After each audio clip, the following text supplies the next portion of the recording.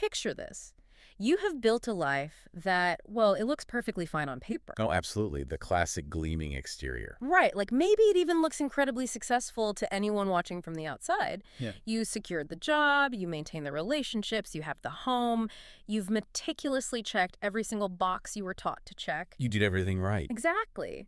But inside, instead of feeling that promised sense of fulfillment, there is just this quiet, pervasive, really heavy emptiness. It is a profound and honestly an incredibly isolating disconnect. Yeah. The exterior of your life is fully optimized, but your internal landscape just feels incredibly heavy, like you are dragging yourself through a life you supposedly chose. And that quiet heaviness is exactly what we are getting into in today's deep dive. We are exploring a really fascinating document today. It's called The Life Reset Guide by SolveHera. It's a fantastic source. It really is. But right off the bat, I think we need to establish what this source material is not. Oh, definitely. That's crucial. Because if you are coming here looking for, like, a 30-day hustle challenge or some hyper-optimized productivity system to squeeze more output from your day. Right, or some intense boot camp to whip your mindset into shape. Yeah, this is not it. The source actually defines itself as a calm guide. It is an invitation to finally pause the machinery.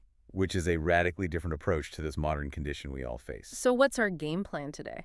Well, our mission for this deep dive is to thoroughly unpack the anatomy of feeling stuck. We are going to map out the psychological mechanisms behind why this happens to so many highly capable people. Which is so many of us. Yeah, exactly. We'll look at how this stuckness brilliantly disguises itself in your seemingly normal daily habits, and then we will explore a very gentle, neurologically grounded framework for unearthing what it is you actually want out of your limited time here. Okay, let's unpack this. Yeah. Because to really understand this feeling, I think we need a better lens. I often hear people compare feeling stuck to a check engine light on a car.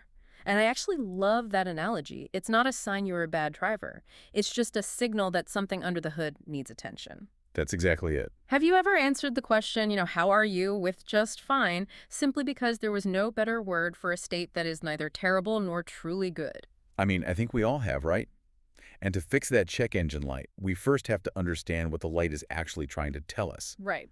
The guide frames stuckness in a really interesting way. It highlights that it rarely arrives with a dramatic crisis. There's no massive explosion. It's quiet. Yes, it settles in quietly, making Monday mornings feel completely identical to all the ones before them. The source actually shares some quotes that women often use to describe this. Things like, "I know I should be grateful, but I feel empty." Or, "I feel like I'm on autopilot." I feel like I'm on autopilot. Wow, I hear that one all the time. Same. And the really important insight here is that stuckness is not a character flaw. It's not a failure. Then what is it? The guide calls it the presence of an unexamined past. It's the patterns and identities that you absorb so gradually over the years that you completely forgot they were ever a choice. Okay, but wait, let me play devil's advocate here for a second. Go for it. Because we live in a really chaotic world, isn't being fine and having a stable, predictable life actually enough? Like, why do we view this quiet baseline as a problem that inherently needs solving? Shouldn't we just cultivate gratitude and accept that, hey, this is adulthood? That is such a valid pushback, and the source addresses this tension beautifully. It explains that, psychologically speaking, humans need more than just achievement and stability. We do. We do. Safety is great, but we require profound meaning to actually thrive. We need a sense of agency, the feeling that we are the actual authors of our own narrative. And, perhaps most crucially, we need the feeling of being genuinely known. Known by our community, but also by ourselves, right? Exactly. When you strip away agency and meaning, a stable, fine life doesn't feel like a victory. It just feels like an endless performance. Okay, that makes so much sense. So if someone is listening to this and recognizing that their life feels like a performance, we have to look at the roots. Like, why do we lose that meaning in the first place? Well, the guide breaks down 4 distinct roots of the rut.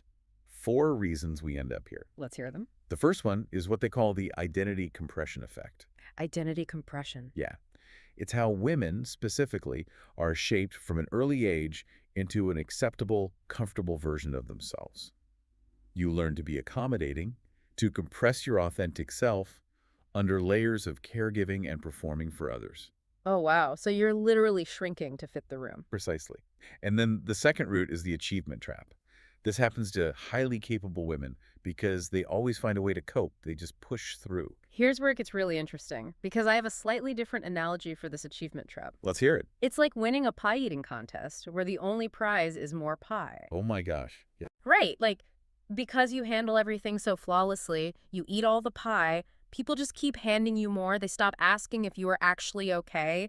The capability literally becomes a cage. That is so spot on. You're just full of pie and miserable, but everyone is clapping for you. Exactly. So what's the third route? The third is the cultural script problem. This is when you just follow the standard checklist without questioning it. Get the education, start the career, find the partner, buy the house. The things we're supposed to do. Right. And you do them all, but you realize the script wasn't written for you. And finally, the fourth route is the transition freeze. The freeze. Yeah. It's that terrifying liminal space between an old identity running its course and a new one arriving.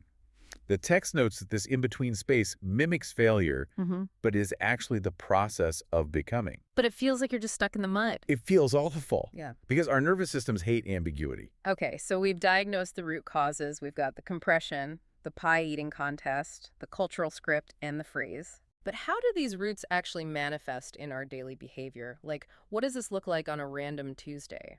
This is where the guide maps out the specific emotional patterns of stuckness. And it emphasizes a huge caveat. First, these are not personality flaws. They aren't. No, they are highly intelligent, self-protective responses to the immense pressure you're under. Okay, so what's the first pattern? The first is the waiting pattern. This is living in a suspended present. You tell yourself, I will be happy when I get that promotion, or I will relax when the kids are older. Oh, I do that all the time, just kicking the can down the road. Exactly. You put your actual existence on hold. Then there's the second pattern, the comparison spiral. Let me guess. Social media. Oh, heavily driven by social media. It's constantly measuring your life against others to locate yourself. And the source points out this only leads to two things: severe deflation, because everyone looks better, or a hollow, toxic comfort of realizing you aren't as far behind as someone else. Neither of which actually help you figure out what you want. No, they completely sever you from your own internal compass. Okay, so we compare. What else? The third is the overthinking loop, analyzing your options constantly to feel productive, which actually prevents you from taking any real action. Wait, I have to jump in here. Isn't thinking supposed to be how we solve problems? You'd think so, right? Yeah. Like, how do you distinguish between productive, smart problem solving and an overthinking loop that's just a protection strategy? That is the crucial question. The expert analysis in the text clarifies that genuine problem solving eventually culminates in a real-world action. But the overthinking loop is a shield. Is she sealed against what? Against feeling. As long as you are exhaustively analyzing the prospect of changing your life, your brain feels like it's doing something.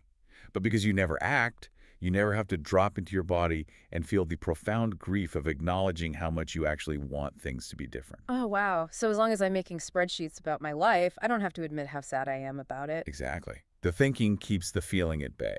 That is wild. Okay, what are the other patterns? Well, if thinking doesn't work, we move to the numbing habits.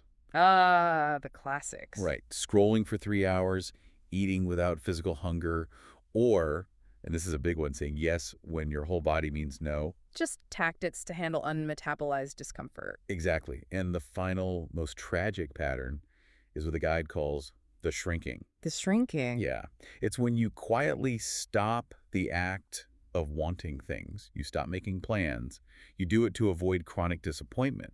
You systematically shrink your desires down to zero so you won't get hurt. That is incredibly sad. You basically build a fortress, but you're locked in the basement. That's a great way to put it. So we have mapped the traps, the waiting, comparing, overthinking, numbing, and shrinking. It's heavy, so we need to pivot to the escape route.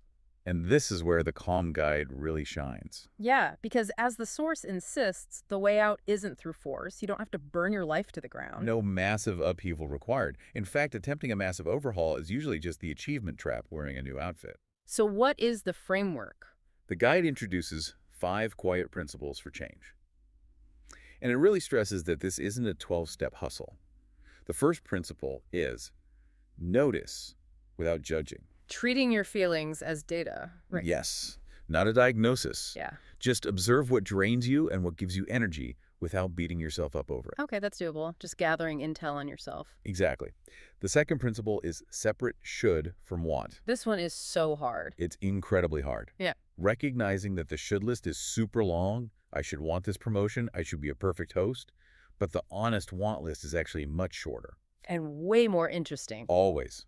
Yeah. Which leads to the third principle to help you act on that want. Make one micro move. A micro move. Yeah, taking one small, low-stakes action, like just signing up for one single pottery class. Yeah. It proves to your nervous system that change is actually safe. You don't trigger your fight-or-flight response. You don't have to move to the woods and become a full-time artist. Just take a class. Exactly. Keep the stakes low. The fourth principle is renegotiate one obligation. Just one. Just one. Questioning what you're doing out of genuine choice versus what you're doing just out of fear or guilt. The guide has some really amazing reflection questions to make this concrete for you, the listener. And one of them really stopped me in my tracks. Which one? It asks, if everything external stayed exactly the same, the job, the house, everything, what would need to change internally for you to feel at peace? That is such a powerful reframe. It really is. It shifts the entire focus inward, which I guess brings us to the final principle. Yes. Principle 5.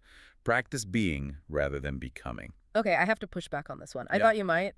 Because, I mean, in our modern hustle culture world, isn't practicing being just a really fancy justification for giving up? Like, aren't you just letting the world pass you by? It sounds like that to a brain conditioned by our culture, sure. Mhm. But if we connect this to the bigger picture, presence is not passive.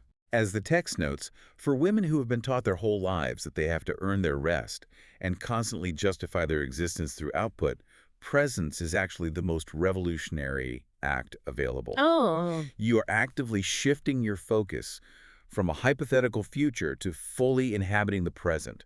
You are rebelling against the idea that your worth is tied to your productivity.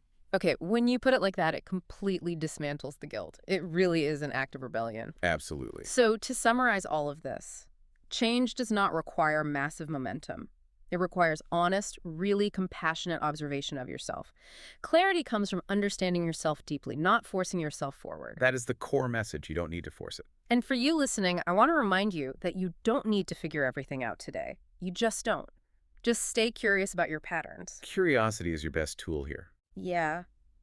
If you picked up on any of these signals today, like if the overthinking loop hit a little too close to home, or you recognize the achievement trap, trust the part of you that knows something needs to change. It has been right all along. It really has. So what does this all mean for you? I think I'd leave you with a final thought to mull over, something that builds on everything we've talked about. Let's hear it. If the uncomfortable feeling of being stuck is actually your authentic self trying to break through a compressed identity, Mm-hmm. what if we stopped treating stagnation as a disease that needs to be cured? And treated it as what? As an invitation. An invitation to finally meet the person we were supposed to become all along. Wow. An invitation to meet yourself. That is incredibly powerful. And I think that's the perfect place to leave our deep dive for today. Thanks for unpacking this with me. Until next time.